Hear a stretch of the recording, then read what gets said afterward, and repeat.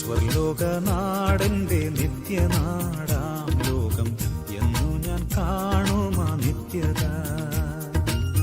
ഹായൻ പ്രേമമേ ഹാമേ ലോകമേ, ഹായൻ പ്രേമമേ ഹാമേ ലോകമേ എന്നു ഞാൻ കാണുമാ നിത്യത, എന്നു ഞാൻ കാണുമാ നിത്യത. Praise the Lord. ഗ്രേസ് മിനിസ്ട്രീസിൻ്റെ സ്വാതന്ത്ര്യ സന്ദേശം എന്ന ഞങ്ങളുടെ TV പ്രോഗ്രാമിലേക്ക് ബഹുമാന്യരായ എല്ലാ ഞങ്ങളുടെ പ്രേക്ഷകരെയും ദൈവനാമത്തിൽ സ്വാഗതവും വന്ദനവും അറിയിക്കുന്നു. പ്രാർത്ഥനയോടുകൂടെ ഇത്തിരി നേരം മനസ്സോടെ നിങ്ങൾ ഇതിൽ സഹകരിച്ചാൽ പുതിയ ചില കാര്യങ്ങൾ നിങ്ങൾക്ക് മനസ്സിലാകുകയും ശരീരവും ആത്മാവും മുമ്പോട്ടുള്ള ജീവിത രീതിയിലും നിങ്ങൾ ദൈവത്താൽ അനുഗ്രഹിക്കപ്പെടുകയും ചെയ്യും നിശ്ചയം. അതിൽ അലസത വരുത്തിയാൽ ഞാൻ പറഞ്ഞതിന് ഉത്തരവാദിത്വം എനിക്കില്ല. കർത്താവ് അനുഗ്രഹിക്കട്ടെ. പാരമ്പര്യവാദങ്ങൾ എന്ന രണ്ട് വിധമെന്ന ചിന്ത കഴിഞ്ഞ ആഴ്ച നമ്മൾ തുടങ്ങി വെച്ചു. അന്ന് അതിൻ്റെ അടിത്തറയിട്ടു, അഥവാ ഫൗണ്ടേഷൻ ഇട്ടു. ഇന്ന് നമ്മൾ അതിൻ്റെ ആ പ്ലാറ്റ്ഫോമിൽ നിന്നുകൊണ്ട് ചില കാര്യങ്ങളൂടെ പരിശോധിക്കാൻ പോവുകയാണ്. ഇന്ന് പൗലോസ് ശ്ലീഹ ഈ കാര്യത്തെപ്പറ്റി എന്താണ് പ്രതിപാദിച്ചിരിക്കുന്നത് എന്നാണ് നമ്മൾ നോക്കാൻ പോകുന്നത്. പൗലോസ് ശ്ലീഹയുടെ പ്രതിവാദത്തിന് സമാനമായി നമ്മളൊരു വാക്യം തിരുവഴുത്തിൽ നിന്ന് വായിക്കുന്നു. വിശുദ്ധ ബൈബിൾ ഗലാത്യ ലേഖനം 1-ാം അധ്യായം 14-ാം വാക്യം. എന്റെ പിതൃപാരമ്പര്യത്തെക്കുറിച്ച് അത്യന്തം എരിവേറി എന്റെ സ്വജനത്തിൽ സമപ്രായക്കാരായ പലരെക്കാളും യഹൂദ മതത്തിൽ അധികം മുതിരുകയും ചെയ്തു പോന്നു. സമപ്രായക്കാരായിരുന്ന എൻ്റെ മതവിഭാഗത്തിൽ നിന്ന് ഞാൻ അത്യന്തം എരിമേറി മുതിർന്നു വന്നിരുന്നു. അത് തൻ്റെ പിതൃപാരമ്പര്യത്തെക്കുറിച്ചാണ്. വിശദീകരിച്ച് വിശദമാക്കി എല്ലാം ഓരോന്നായി പെറുക്കിയെടുക്കാൻ മുതിരാതെ പിതൃപാരമ്പര്യത്തെക്കുറിച്ച് താൻ ഇത്ര ഊറ്റം കൊണ്ട് പറയുന്ന വിഷയം എന്താണെന്ന് പറയാം. താനൊരു പരീക്ഷനാണ്. തൻ്റെ പിതാവ് ഒരു പരീക്ഷനായിരുന്നു. ആ കുടുംബം ദൈവവേലയിൽ, ക്രിസ്തുവിന് മുമ്പുള്ള കാലത്തെ അവരുടെ സാക്ഷിയാണ് പറയുന്നത്, ദൈവവേലയിൽ തൽപരരും ഉത്സാഹികളും അതിൻ്റെ മുൻഗണന ശുശ്രൂഷയിൽ നിന്ന ലീഡേഴ്സ് അഥവാ നേതാക്കന്മാരുടെ നിരയിലായിരുന്നു. അതാണ് തൻ്റെ പിതൃപാരമ്പര്യം. അത് യഹൂദ പാരമ്പര്യമാണെന്നും യഹൂദ മതത്തിൻ്റെ പാരമ്പര്യമാണെന്നും താൻ തന്നെ സാക്ഷ്യപ്പെടുത്തിയിട്ടുണ്ട്. ഓക്കെ, അങ്ങനെ ഇരിക്കുന്ന തന്നെ സംബന്ധിച്ചിടത്തോളം താൻ പറയുന്നത് തന്നെ നമുക്കൊന്ന് ശ്രദ്ധിക്കാം. താൻ പറയുന്നത് തന്നെ ശ്രദ്ധിക്കാം. അപ്പോസ്തലപ്രവൃത്തി 22-1 മുതൽ ചില വാക്യങ്ങൾ നമുക്ക് നോക്കാം. താൻ തൻ്റെ സാക്ഷ്യം പറയുന്നതാണ്. അത് ന്യായാധിപ സംഘത്തിന് മുമ്പിൽ നിന്നുകൊണ്ട് പറയുന്നതാണ്. ന്യായാധിപ സംഘം എന്ന് പറഞ്ഞാൽ കോടതിയിൽ 22-1 മുതൽ. സഹോദരന്മാരും പിതാക്കന്മാരുമായുള്ളവരെ നോക്കുക, സഹോദരന്മാരും പിതാക്കന്മാരും. അപ്പോൾ രണ്ട് പ്രായനിലയിലുള്ള ആൾക്കാർ അവിടെ ഉണ്ട്. സഹോദരന്മാരും പിതാക്കന്മാരുമായുള്ളവരെ എനിക്കിന്ന് നിങ്ങളോടുള്ള പ്രതിവാദം കേട്ടുകൊള്ളി. എന്നാൽ എബ്രായ ഭാഷയിൽ സംസാരിക്കുന്നത് കേട്ടിട്ട് അവർ അധികം മൗനമായി നിന്നു. അവർ പറഞ്ഞത് എന്തെന്നാൽ, ഞാൻ കിലിക്കിയിലെ തർസോസിൽ ജനിച്ച യഹൂദനും ഈ നഗരത്തിൽ വളർന്ന ഗമാലിയേലിന്റെ കാൽക്കലിരുന്ന് പിതാക്കന്മാരുടെ ന്യായപ്രമാണം സൂക്ഷ്മതയോടെ അഭ്യസിച്ചവനുമാകയാൽ നിങ്ങൾ എല്ലാവരും ഇന്ന് ഇരിക്കുന്നത് പോലെ ദൈവസേവയിൽ എരിവുള്ളവനായിരുന്നു. ഞാൻ പുരുഷന്മാരെയും മതി എരിവുള്ളവൻ. പിതാക്കന്മാർ കാണിച്ചു തന്നതായ പാത പിൻപറ്റുവാൻ മനസ്സ് വെച്ചവൻ. അന്നത്തെ ദൈവവചന പഠനശാലയിലെ ഏറ്റവും പ്രഗത്ഭനായിരുന്ന ഹെമാലിയേലിൻ്റെ പാദത്തിലിരുന്ന് ന്യായപ്രമാണം സൂക്ഷ്മമായി പരിശോധിച്ച് പഠിച്ചവൻ. ഇതാണ് തനിക്ക് മറ്റുള്ളവരോട് പറയാനുള്ള പിതൃപാരമ്പര്യത്തിൻ്റെ തൻ്റെ വ്യക്തിപരമായ സാക്ഷ്യം. സ്തോത്രം. അപ്പോൾ ആ പിതൃപാരമ്പര്യത്തെക്കുറിച്ച് ലജ്ജ കൂടാതെ ഗലാത്യ സഭയ്ക്ക് എഴുതിയതാണ് ആദ്യം നമ്മൾ വായിച്ചത്. തനിക്ക് മടിയില്ല. അത് വ്യർത്ഥമായിരുന്നുവെന്ന്, അത് ക്രിസ്തുവിന് മുമ്പുള്ള കാലത്തിൽ കുറേയൊക്കെ ആവശ്യമായിരുന്നെങ്കിലും ക്രിസ്തുവിന് ശേഷം ആവശ്യമില്ല എന്നും ബോധ്യപ്പെട്ടപ്പോൾ, ഇത് രണ്ടും രണ്ടാണെന്ന് തിരിച്ചറിഞ്ഞപ്പോൾ കുടുംബ പാരമ്പര്യം വിട്ടു. അപ്പോൾ കുടുംബ പാരമ്പര്യത്തിൻ്റെ പഴയ പശ്ചാത്തലം പറഞ്ഞിട്ട് പുതിയ ഈ രീതി അവലംബിക്കാൻ, ഇത് പിന്തുടരാൻ ഉണ്ടായ കാരണത്തെപ്പറ്റി പറയുകയാണ്. ഓർത്ത് നോക്കുക, തിമോഥെയോസിൻ്റെ 1-ാം ലേഖനം 1-ാം അധ്യായം 15-ാമത്തെ വാക്യത്തിലേക്ക് തൻ്റെ ഒരു സാക്ഷ്യം ഇങ്ങനെയും കൂടെ ഉണ്ട്. ക്രിസ്തുയേശു പാപികളെ രക്ഷിപ്പാൻ ലോകത്തിൽ വന്നു എന്നുള്ളത് വിശ്വാസ്യവും എല്ലാവരും അംഗീകരിപ്പാൻ യോഗ്യം. ഒരു ഗ്രൂപ്പ്, ഒരു ദേശം, ഒരു മതം, ഒരു രാജ്യം, ഒരു വിഭാഗം അല്ല, എല്ലാവരും അംഗീകരിപ്പാൻ യോഗ്യമായ വചനം. പിന്നെ വായിച്ച അടുത്തത്, ആ പാപികളിൽ ഞാൻ ഒന്നാമൻ. മതി. പാപികളെ രക്ഷിക്കാൻ യേശു ക്രിസ്തു വന്നപ്പോൾ ഞാൻ ആ പാപികളിൽ ഒന്നാമനാണ്. ഇപ്പം എവിടെ പോയി പഴയ പാരമ്പര്യം? ഞാൻ എൻ്റെ പ്രേക്ഷകരോട് പറയട്ടെ, നിങ്ങളെ ആരെയും ഞാൻ കണ്ടിട്ടില്ലല്ലോ, എനിക്ക് നിങ്ങളെ കാണാൻ കഴിയത്തുമില്ലല്ലോ, അങ്ങനെ ഒരു ദാഹം എനിക്ക് അധികമായിട്ടില്ല തന്നെ. എനിക്ക് വീട്ടിൽ നിന്ന് പുറത്തു പോകാൻ ജീവിച്ചിരിക്കുന്ന എൻ്റെ ഭാര്യ അനുവദിക്കുന്നില്ല, മക്കൾ അനുവദിക്കുന്നില്ല. കാരണം എന്നെ ഒറ്റയ്ക്ക് വിടാൻ അവർക്ക് താല്പര്യമില്ല, അല്ലെങ്കിൽ പേടിയാണ്. എനിക്ക് പ്രായം അത്ര കവിഞ്ഞു, അതുകൊണ്ട് പോകാൻ പറ്റില്ല, പോകരുത് എന്നെല്ലാം പറഞ്ഞ് അവർ വിലക്കും. എങ്കിലും ഞാനതൊക്കെ ഒന്ന് ലിമിറ്റ് ചെയ്ത് പോവുകയും വരികയൊക്കെ ചെയ്യും. അത് ഈ ഏറ്റവും കുറഞ്ഞ് ഞാൻ വയനാട്ടുകാരനായതുകൊണ്ട് വയനാട് ജില്ലയിൽ മാത്രമാണ് ഞാൻ കുറച്ചൊക്കെ സഞ്ചരിക്കത്തുള്ളൂ. അല്ലാത്തടത്ത് പോവുകയാണെങ്കിൽ കൂട്ടിന് ആരെയും കൊണ്ടുപോകും. അങ്ങനെ പോകലില്ല, പോകണമെന്നുണ്ടെങ്കിൽ പോകണം.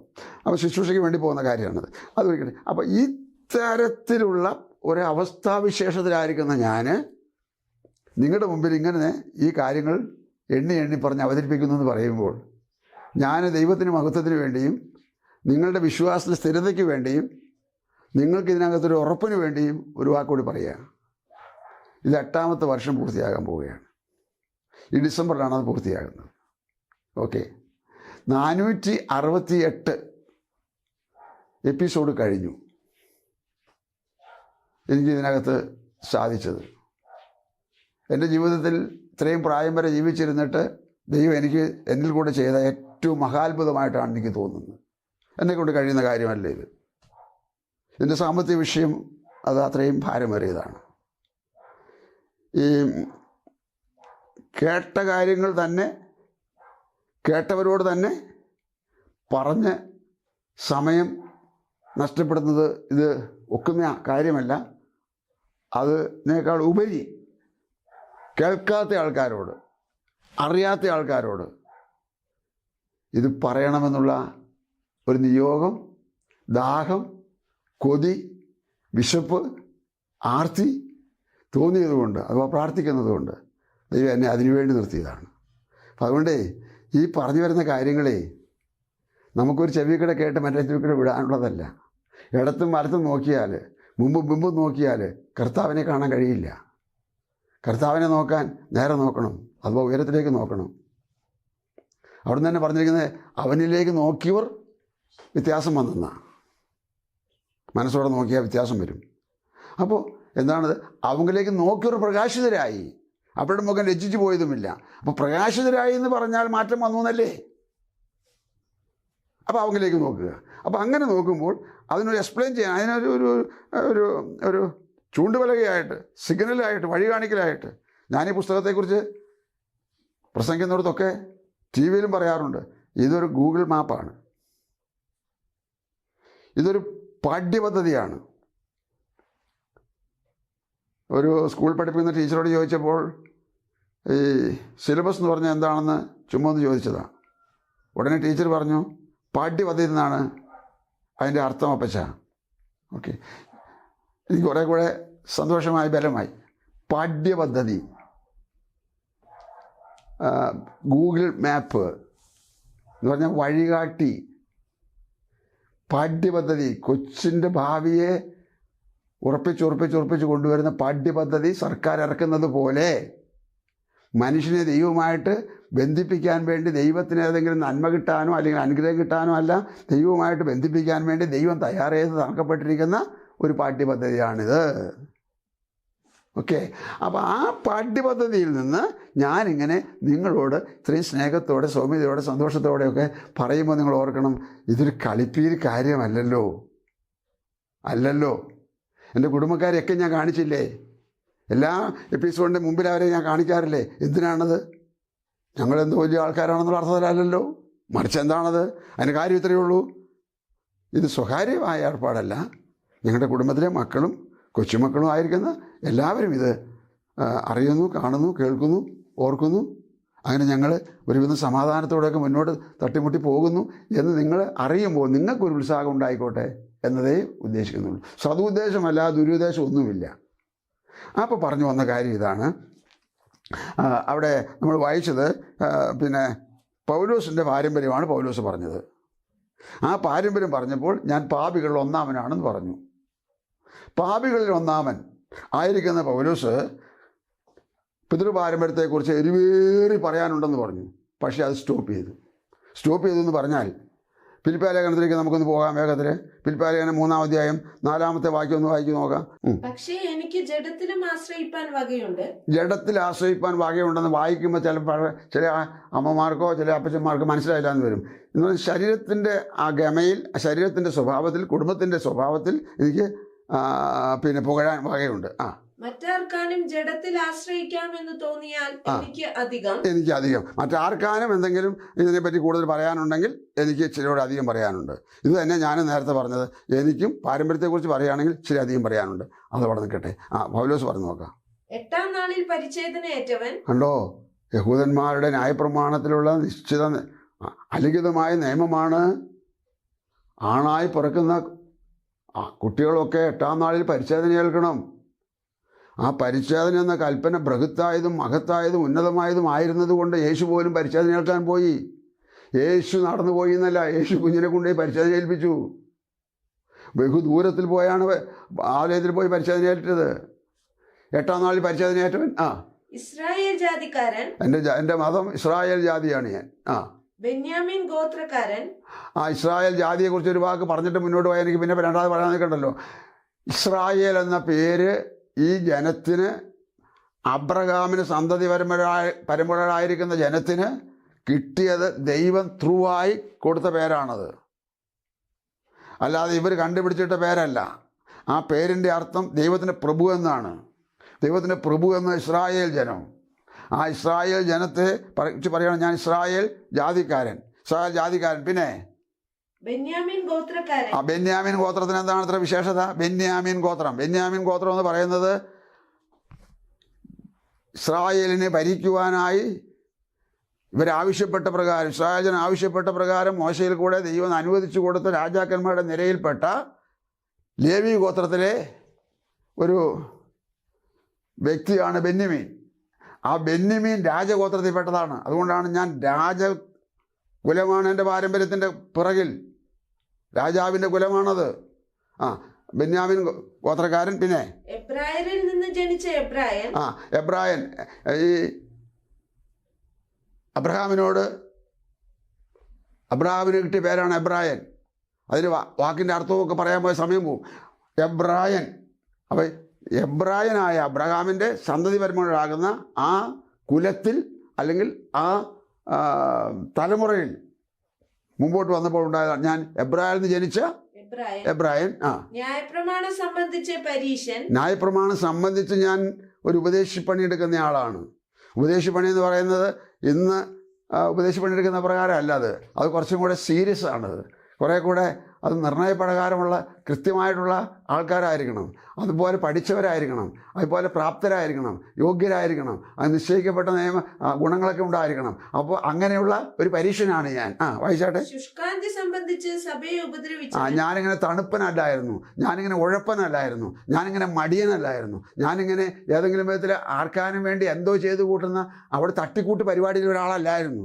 ഞാൻ ശുഷ്കാന്തിയുള്ളവനായിരുന്നു. ശുഷ്കാന്തി സംബന്ധിച്ച് സഭയെ ഉപദ്രവിച്ചവൻ, സഭയെ ഉപദ്രവിച്ചവൻ. പിന്നെ ന്യായപ്രമാണത്തിലെ നീതി സംബന്ധിച്ച് അനിന്യൻ. ന്യായപ്രമാണത്തിൻ്റെ നീതി, ന്യായപ്രമാണത്തിൻ്റെ കോണ്ടക്സ്റ്റിൽ, ന്യായപ്രമാണത്തിൻ്റെ വ്യവസ്ഥയിൽ, ന്യായപ്രമാണത്തിൻ്റെ ഓർഡറിൽ സംബന്ധിച്ച് ഞാൻ ആരാണ്? അനിന്യൻ. അനിന്യൻ, കുറ്റമില്ലാത്തവൻ. എന്നെ പിടിക്കാൻ ആ സംഘത്തിലെ മേൽഘടകത്തിലുള്ള ആർക്കും സാധ്യമല്ലാത്തവണ്ണം ന്യായപ്രമാണത്തെ ഞാൻ നെഞ്ചിലേറ്റിയവനാണ്. ഞാനതിനെ വളരെയധികം ആദരിച്ച് ബഹുമാനിച്ചവനാണ്. അല്ലെങ്കിൽ ഞാൻ അതിനുവേണ്ടി എരിവേറിയവനാണ്. ന്യായപ്രമാണത്തിന് വിരോധമായൊരു പുതിയ നിയമസഭ ഉണ്ടാകുമെന്ന് കേട്ടപ്പോൾ അതിനെ മുടിക്കാൻ ഞാൻ പോയതാണ്. അതാണ് ശുഷ്കാന്തി സംബന്ധിച്ച് സഭയെ ഉപദ്രവിച്ചെന്ന് പറയുന്നത്. അങ്ങനെയുള്ള എൻ്റെ ഈ പാരമ്പര്യം, പിതൃപാരമ്പര്യം ചെറുതല്ല. പൗലോസിൻ്റെ അത്ര പിതൃപാരമ്പര്യം പറയുവാൻ എനിക്ക് സാധ്യമല്ല, എനിക്കില്ല. ഞാൻ കാണപ്പെടുന്ന ആർക്കുമില്ല, ഞാൻ ശ്രദ്ധിക്കപ്പെടുന്ന ആർക്കുമില്ല, ഞാൻ പലരിന്ന് കേൾക്കുന്ന ആർക്കുമില്ല. അത്ര ഉന്നതമായ പാരമ്പര്യത്തിൻ്റെ കാര്യമാണ് പറയുന്നത്. എന്നിട്ട് ന്യായപ്രമാണം നീതി സംബന്ധിച്ച അനിന്യൻ. അടുത്തത്, എങ്കിലും എനിക്ക് ലാഭമായിരുന്നതൊക്കെയും, ഇതൊക്കെ എനിക്ക് ലാഭമായിരുന്നു, എങ്കിലും എനിക്ക് ലാഭമായിരുന്നതൊക്കെയും ഞാൻ ക്രിസ്തു നിമിത്തം ഛേദമെന്നെണ്ണിയിരിക്കുന്നു. ക്രിസ്തു നിമിത്തം ഛേദമെന്നെണ്ണിയിരിക്കുന്നു. ന്യായപ്രമാണത്തിൽ പൊരുളായ ക്രിസ്തു ഇല്ല.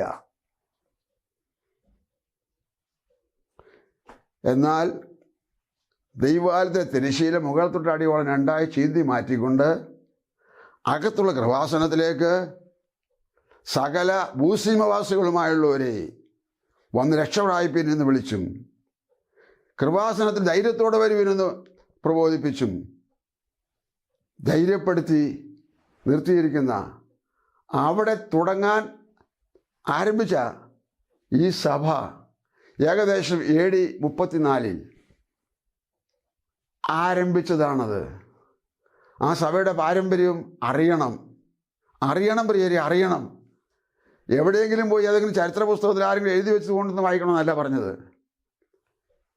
പിന്നെയോ തിരുവെഴുത്ത് പ്രകാരം അറിയണം. അടുത്ത എപ്പിസോഡിൽ ഞാനത് വെളിപ്പെടുത്തി തരാം. ഇതൊക്കെ ഉള്ളിൽ കയറി അരിച്ചു പെറുക്കി പഠിച്ചിട്ട് ഇത് ശരിയാണെന്ന് ബോധ്യം വന്നതിന് ശേഷമാണ് ഞാൻ സ്റ്റെപ്പ് എടുത്തതെന്ന് ഓർക്കുക. എൻ്റെ പാരമ്പര്യം അത്ര കുറഞ്ഞതൊന്നുമല്ലായിരുന്നു. അപ്പോൾ പറയട്ടെ, അപ്പോൾ ഇവിടെ പറയുന്നത് എന്താണ് ആൾ പറഞ്ഞു വെച്ചത്? ആ പറഞ്ഞു വെച്ച ഭാഗം, എങ്കിലും എനിക്ക് ലാഭമായിരുന്നൊക്കെ ഞാൻ ഛേദമെന്നെണ്ണി. ഈ മഹത്വമെല്ലാം, ഈ മാന്യതയെല്ലാം, ഈ ശ്രേഷ്ഠതയെല്ലാം, ഈ വിധമായിരിക്കുന്ന ഔന്നത്യങ്ങളെല്ലാം, അംഗീകാരങ്ങളെല്ലാം, പരീക്ഷൻ്റെ മാന്യത, ശ്രേഷ്ഠത, അതൊക്കെ ഞാൻ ക്രിസ്തു നിമിത്തം. അവിടെ ക്രിസ്തുവിനെ അക്ഷരത്തിൽ കണ്ടില്ല.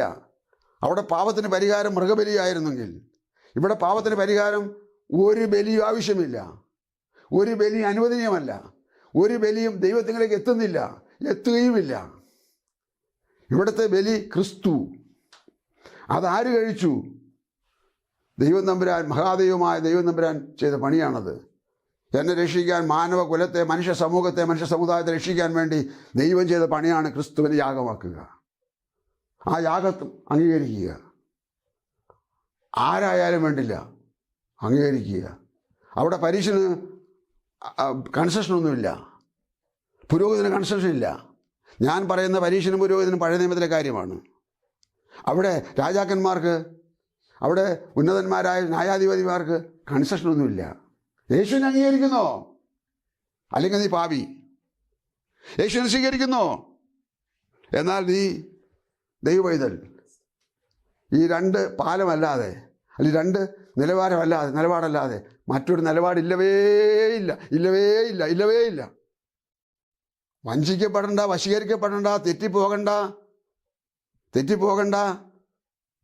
ഞാൻ വിശ്വസിച്ച് വന്നിരുന്ന ക്രിസ്തീയ പാരമ്പര്യം എനിക്ക് മനസ്സിലായത് പൊള്ളയാണെന്ന്, അതിനകത്ത് ക്രിസ്തുവില്ലെന്ന്, അത് ക്രിസ്തുവിൻ്റെ മാർഗമല്ലെന്ന്. 1000% ഉണ്ടെങ്കിൽ 1000% ഞാൻ ഉറപ്പിച്ച് പറയുന്നു. അപ്പോൾ അതുകൊണ്ട് ക്രിസ്തു നിമിത്തം ഞാൻ ഛേദമെന്നെണ്ണി. ഛേദമെന്നെണ്ണി എന്ന് പറഞ്ഞിട്ട് 11-ാമത്തെ വാക്യം വായിക്കും. 11-ാമത്തെ വാക്യം, ഫിലിപ്പിയ ലേഖനം 3-ാം അധ്യായം 11-ാമത്തെ വാക്യം. അവന്റെ കഷ്ടാനുഭവങ്ങളുടെ കൂട്ടായ്മയും അനുഭവിച്ചറിയേണ്ടതിനും ഇങ്ങനെ വല്ലവിധനെയും മരിച്ചവരുടെ ഇടയിൽ നിന്നുള്ള പുനരുദ്ധാനം പ്രാപിക്കണം എന്ന് വെച്ചും ആ ഞാൻ അവന്റെ നിമിത്തം എല്ലാം ഉപേക്ഷിച്ച് ചവറ് എന്ന് എണ്ണുന്നു. ആഹാ. സ്ഥാനമാനങ്ങളുടെ കൂട്ടായ്മ എന്നാണോ പറഞ്ഞത്? അല്ലല്ലോ. പട്ടുമെത്തയുടെ സുഖജീവിതത്തിൻ്റെ കൂട്ടായ്മ എന്നാണോ പറഞ്ഞത്? അല്ലല്ലോ. എല്ലാ മനുഷ്യരും അംഗീകരിക്കപ്പെടുന്ന വിധത്തിലുള്ളൊരു ആദരണീയ കൂട്ടായ്മ എന്നാണോ പറഞ്ഞത്? അല്ലല്ലോ. കഷ്ടാനുഭവങ്ങളുടെ കൂട്ടായ്മ, എൻ്റെ നാഥൻ അനുഭവിച്ച കഷ്ടാനുഭവങ്ങളുടെ കൂട്ടായ്മ, മഹാപുരോഹിതന് മുമ്പിൽ നിൽക്കുമ്പോൾ, മഹാപുരോഹിതൻ യേശുവിനെ വിസ്തരിച്ചുകൊണ്ട് നിൽക്കുമ്പോൾ യേശു പറഞ്ഞ മറുപടി കേട്ടു നിന്ന യഹൂദന്മാർക്ക് തൃപ്തികരമായി അഥവാ സന്തോഷമായി തോന്നാതിരുന്നപ്പോൾ അവൻ ഒരുവൻ വന്ന് യേശുവിൻ്റെ ചെകിട്ടത്തടിച്ചു. അഖിലാണ്ടഘടാകത്തെ വാക്കുകൊണ്ട് ഉളവാക്കിയവനെയാണ് അടിച്ചതെന്ന് ഓർക്കണം. മനുഷ്യരൂപത്തിലും മനുഷ്യഭാവത്തിലും മനുഷ്യ സാദൃശ്യത്തിലും ലോകത്തിൽ വന്നതാണെന്ന് ഓർക്കണം. അടി കഴിഞ്ഞപ്പോൾ യേശു അവനോട് ചോദിച്ചു, ഞാൻ ദോഷമായി സംസാരിച്ച് നിങ്ങൾ തെളിവ് കൊടുക്കുക, ഇല്ലെങ്കിൽ എന്നെ തല്ലുന്നത് എന്ത്? ആര് ചോദിച്ചു? ആരോട് ചോദിച്ചു? എന്ത് ചോദിച്ചു? ബോറടിക്കണ്ട, വിരസത തോന്നണ്ട. ആര് ചോദിച്ചു? ആരോട് ചോദിച്ചു? എന്ത് ചോദിച്ചു? ചോദിച്ചത് അഖിലാണ്ട ഘടാകത്തിൻ്റെ ഉടമസ്ഥനായ മഹാരാജാവാണ് ചോദിച്ചത്, മഹാദൈവമാണ് ചോദിച്ചത്. ഞാൻ ദോഷമായി സംസാരിച്ച് നിങ്ങൾ തെളിവ് കൊടുക്കുക, ഇല്ലെങ്കിൽ എന്നെ തല്ലുന്നത് എന്ത്? ആ വിധത്തിൽ പീഡനം സഹിച്ച യേശുവിൻ്റെ കഷ്ടാനുഭവങ്ങളുടെ കൂട്ടായ്മ എന്ന് പറഞ്ഞാൽ ഇത് ആർക്ക് ഉൾക്കൊള്ളാൻ കഴിയുന്നതാണ്? ആർക്ക് വഹിക്കാൻ കഴിയുന്നതാണ്? എൻ്റെ 50-ൽ പരം വർഷത്തിൻ്റെ കാലപരിധിക്കകത്ത് എനിക്ക് ഉറപ്പിച്ച് പറയാൻ കഴിയും, ഇത് പാവനമായ മാർഗമായിരിക്കുമ്പോൾ തന്നെ കഷ്ടതയുടെ മാർഗമാണ്. കഷ്ടതയുടെ മാർഗമാണ്. ഈ പശ്ചാത്തലത്തിൽ വന്ന ആദ്യ പിതാക്കന്മാരായവരെ അനേകരെ ഈ ലോകത്തിലെ രാജാക്കന്മാരായ ചക്രവർത്തിമാർ കൊന്നിട്ടുണ്ട്. അവരുടെ രക്തം ഭൂമിയിൽ വീണിട്ടുണ്ട്. യേശു കർത്താവ് നേരത്തെ പറഞ്ഞു, ഭൂമിയിൽ വീണ ഓരോ തുള്ളി ചോരയ്ക്കും, അതിന് ഇങ്ങനെ ചേർത്ത് പറഞ്ഞു, നീതിയുള്ള ചോരയ്ക്ക്, ഓരോ തുള്ളി നീതിയുള്ള ചോരയ്ക്കും ദൈവം കണക്ക് ചോദിക്കും. ദൈവം കണക്ക് ചോദിക്കും. ഈ പുസ്തകവും ഈ വാർത്തകളും ഈ സന്ദേശവും 100% ശരിയല്ലെങ്കിൽ, ഇതിന് 99% ഇല്ല, 100% ശരിയല്ലെങ്കിൽ ആ കണക്കും ചോദ്യം നടക്കില്ല. 100% ശരിയാണെങ്കിൽ, ഇത് ദൈവത്തിൻ്റെ സന്ദേശമാണെങ്കിൽ, പരിശുദ്ധാത്മാവ് രചിച്ച സന്ദേശമാണെങ്കിൽ, ഭൂമിയിൽ വീണ ഓരോ തുള്ളി നീതിയുള്ള രക്തത്തിനും ദൈവം കണക്ക് ചോദിക്കും. സ്തോത്രം. അപ്പം ഞാൻ ആ ഭാഗത്ത് നിർത്തിയിട്ട് വരട്ടെ. ഇവിടെ പൗലോസ് തൻ്റെ പാരമ്പര്യം പറയുന്നത് എങ്ങനെയാണെന്ന് പറഞ്ഞത്? ഇങ്ങനെയൊക്കെയാണ് പൗലോസിൻ്റെ പാരമ്പര്യം. ആ പാരമ്പര്യം വന്നിട്ടും ഉണ്ടായിട്ടും താൻ ആ പാരമ്പര്യം വിട്ടു. ആ വിട്ട പാരമ്പര്യത്തിൻ്റെ സ്വഭാവം പറഞ്ഞുകൊണ്ട് പറയാണ്, ഞാനതെല്ലാം ചവറന്നെണ്ണുന്നു. അത് വായിച്ചായിരുന്നോ? ആ വാക്യം വായിച്ചോ? ഒന്നുകൂടി വായിച്ചേക്ക് ആ വാക്യം. അവന്റെ കഷ്ടാനുഭവങ്ങളുടെ കൂട്ടായ്മയെയും അനുഭവിച്ചറിയേണ്ടതിനും ഇങ്ങനെ വല്ലവിധനെയും മരിച്ചവരുടെ ഇടയിൽ നിന്നുള്ള പുനരുദ്ധാനം പ്രാപിക്കണമെന്ന് വെച്ചും ഞാൻ അവന്റെ നിമിത്തം എല്ലാം ഉപേക്ഷിച്ച് ചവറ് എന്ന് എണ്ണുന്നു. കഷ്ടാനുഭവങ്ങളുടെ കൂട്ടായ്മയെ കേട്ടറിഞ്ഞതല്ല, വായിച്ചറിഞ്ഞതല്ല, രുചിച്ചറിഞ്ഞത്, അഥവാ അനുഭവിച്ചറിഞ്ഞത്. കടയിലിരിക്കുന്ന ഭരണിക്കകത്തെ മുട്ടായി നല്ലതാണെന്ന് കേട്ടറിയല്ല, അതിനെക്കുറിച്ച് അത് ദൂരെ നിന്ന് കണ്ടറിയല്ല, രുചിച്ചറിയുന്നത് പോലെ അവൻ്റെ കഷ്ടാനുഭവങ്ങളുടെ കൂട്ടായ്മയെ അനുഭവിച്ചറിഞ്ഞുകൊണ്ട് എൻ്റെ പിതൃപാരമ്പര്യം ക്രിസ്തു ക്രൂശിൽ മരിച്ച സമയം മുതൽ പൊള്ളയാണെന്ന്, അഥവാ ആ പീരീഡ് കഴിഞ്ഞെന്ന്, ആ നിയമം മാറിയെന്ന്, അതുകൊണ്ട് തന്നെയല്ലോ പരിശുദ്ധാത്മാവ് രേഖപ്പെടുത്തിയത്. ഒരു ന്യൂ ടെസ്റ്റ്മെൻ്റ് അഥവാ പുതിയ നിയമ പുസ്തകം എടുത്ത് നോക്കിയാൽ അതിൻ്റെ ആദ്യത്തെ താളിൽ എഴുതിയിരിക്കുന്നത് കർത്താവിൻ്റെ രക്ഷിതാവുമായ യേശു ക്രിസ്തുവിൻ്റെ പുതിയ നിയമം. ഹോളി ബൈബിൾ, സമ്പൂർണ്ണ ബൈബിൾ എടുത്ത് നോക്കിയാൽ പുതിയ നിയമം ആരംഭിക്കുന്ന ആദ്യത്തെ താളിൽ എഴുതിയിരിക്കുന്നത് നമ്മുടെ കർത്താവും യേശു ക്രിസ്തുവായിരിക്കുന്ന രക്ഷിതാവ് യേശു ക്രിസ്തുവായിരിക്കുന്നതിൻ്റെ പുതിയ നിയമം. അപ്പോൾ പുതിയ നിയമത്തിൻ്റെ ആ ശൃംഖലയിൽ, ആ കണ്ണിയിൽ പൗലോസ് യേശുവിനാൽ പിടിക്കപ്പെട്ട് കഴിഞ്ഞപ്പോൾ, അഥവാ തിരുത്തപ്പെട്ട് കഴിഞ്ഞപ്പോൾ പൗലോസ് പറയുകയാണ്, മറ്റത് ചവറാണ്, അതിൻ്റെ നീതി സംബന്ധിച്ച് ഞാൻ കുറ്റമില്ലാത്തവനാണ്, പക്ഷേ അതിനിവിടെ വിലയില്ല, ആ പാപികളിൽ ഞാനിപ്പോൾ ഒന്നാമനാണ്. പാപികളെ രക്ഷിപ്പാനാണ് യേശു വന്നത്, പക്ഷേ അതാ ക്രൂശുമരണത്തോടുകൂടെ അതിന് തിരിശീല വീണു, പഴയതിന് തിരിശീല വീണു, പുതിയത് ആരംഭിക്കുന്നു. ഞാൻ എൻ്റെ ഭാഷയിൽ പറയും, ഒരു തിരിശീല പൊങ്ങുന്നു, മറ്റൊരു തിരിശീല താഴുന്നു. താഴുന്ന തിരിശീല ന്യായപ്രമാണത്തിൻ്റെ തിരിശീല താണു, കൃപായുഗത്തിൻ്റെ തിരിശീല ഉയർന്നു. ഇത് കൃപായുഗം. ഈ ഭൂമിയിൽ 7 യുഗങ്ങൾ കാണിക്കുന്ന വേദപുസ്തകത്തിലെ യുഗങ്ങളെ പരിശോധിച്ചാൽ, സൂക്ഷ്മമായി നിരീക്ഷിച്ചാൽ, കൃപായുഗത്തിൻ്റെ അത്ര ദൈർഘ്യമുള്ള ഒരു യുഗവുമില്ല. അത്രയും കാലം മനുഷ്യൻ്റെ രക്ഷയ്ക്ക് വേണ്ടിയുള്ള സമയം ദൈവം അനുവദിച്ചു കൊടുത്തിരിക്കുന്നതാണ്.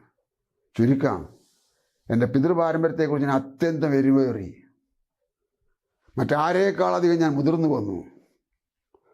ഓക്കെ, എന്നിട്ട് ഇപ്പോഴോ ക്രിസ്തുവിനെ കണ്ടെത്തിയപ്പോൾ, ക്രിസ്തു നിമിത്തം, അതാണ് വാക്ക്, ക്രിസ്തു നിമിത്തം ഞാൻ സകലം ഉപേക്ഷിച്ചപ്പുറം തണ്ണി. എന്തിനാണ് പൗലോസ് സഹിച്ചത് ഇത്രയും ചെയ്യുന്നത്? എൻ്റെ സഹോദര, ഒറ്റ കാര്യമുള്ളൂ, ആത്മരക്ഷയ്ക്ക് വേറെ വഴിയില്ലല്ലോ. എൻ്റെ ആത്മാവിൻ്റെ ഭാവിക്ക് മറ്റ് മാർഗമില്ലല്ലോ. ദൈവരാജ്യം എനിക്ക് എത്തണമല്ലോ. ഞാൻ ന്യായപ്രമാണ യുഗത്തിൽ ഒടുങ്ങിയില്ലല്ലോ. ഞാൻ കൃപായുഗത്തിലേക്ക് വരേണ്ടി വന്നല്ലോ. ക്രിസ്തുവിൻ്റെ മരണശേഷം ഞാൻ ഇതിനകത്ത് വന്നല്ലോ. അഥവാ ക്രിസ്തുവിൻ്റെ മരണശേഷം ലോകത്തെ നിയമം ദൈവം മാറ്റിയല്ലോ. ആ മാറ്റിയ നിയമം വിശ്വാസത്താൽ മാത്രം നീതീകരണത്തിൻ്റെ നിയമമാണല്ലോ. അതിന് മുമ്പുള്ള നിയമം പ്രവൃത്തിയാലുള്ള നീതീകരണമാണല്ലോ. പ്രവൃത്തിയാലുള്ള സകലതയും ദൈവം മാറ്റിയിട്ട്, ന്യായപ്രമാണത്തിൻ്റെ 10 കൽപ്പനയൊക്കെ മാറ്റിയിട്ട് പുതിയ നിയമം വെച്ചല്ലോ. ആ പുതിയ നിയമത്തിൽ ഞാൻ വന്നില്ലെങ്കിൽ എൻ്റെ ആത്മാവ് നഷ്ടപ്പെടുമല്ലോ. ഞാൻ പാവിയല്ലോ. ഉദ്ധാരണം യേശു മാത്രമാണല്ലോ. അതുകൊണ്ടാണ് സഹോദരാ ഞാൻ അതിനെ വിട്ടിട്ട് ഇതിലേക്ക് വന്നത്. സുഖം അനുഭവിക്കാൻ വന്നതല്ല, കഷ്ടാനുഭവങ്ങളുടെ കൂട്ടായ്മ അനുഭവിക്കാൻ വന്നതാണ്. ശരി, ഈ വാക്കുകളാലും വചനങ്ങളാലും നിങ്ങളെന്നെ സഹായിക്കട്ടെ. അടുത്ത എപ്പിസോഡിൽ നിങ്ങൾ വരിക. അതിൻ്റെ ബാക്കി പിന്നാലെ ക്രമത്തിൽ, ചിട്ടയിൽ, ചട്ടത്തിൽ പറഞ്ഞു തരാം. ഈ പുസ്തകത്തിൽ നിന്ന് പറഞ്ഞു തരാം. കർത്താവ് നിങ്ങളെ അനുഗ്രഹിക്കട്ടെ, സഹായിക്കട്ടെ. ഞങ്ങൾക്ക് ഈ വിഷയത്തിന് വേണ്ടി നിങ്ങൾ പ്രാർത്ഥന അപേക്ഷിച്ചുകൊണ്ട് ഞാൻ എൻ്റെ വാക്കുകളെ അവസാനിപ്പിക്കുന്നു. സ്വർഗീയ പിതാവേ, യേശുവിൻ നാമത്തിൽ ഇന്ന് പകൽ ഈ വചനം കേട്ടവരായ എൻ്റെ കർത്താവെ, പ്രേക്ഷകരെ ഞാൻ അനുഗ്രഹിച്ച് പ്രാർത്ഥിക്കുന്നു. ലോകത്ത് ഒന്നുമില്ലെങ്കിലും യേശു ഉണ്ടെങ്കിൽ അവരെല്ലാം ധന്യരാണല്ലോ. അവരുടെ പ്രശ്നപരിഹാരങ്ങൾക്ക് യേശുവിനെ പോലെ ഉത്തമനായ ഒരു വ്യക്തി ഭൂതലത്തിൽ വേറെ ഇല്ലാത്തതുകൊണ്ട് കർത്താവെ, അങ്ങയുടെ സാന്നിധ്യത്താൽ അവരെ അനുഗ്രഹിക്കണമേ.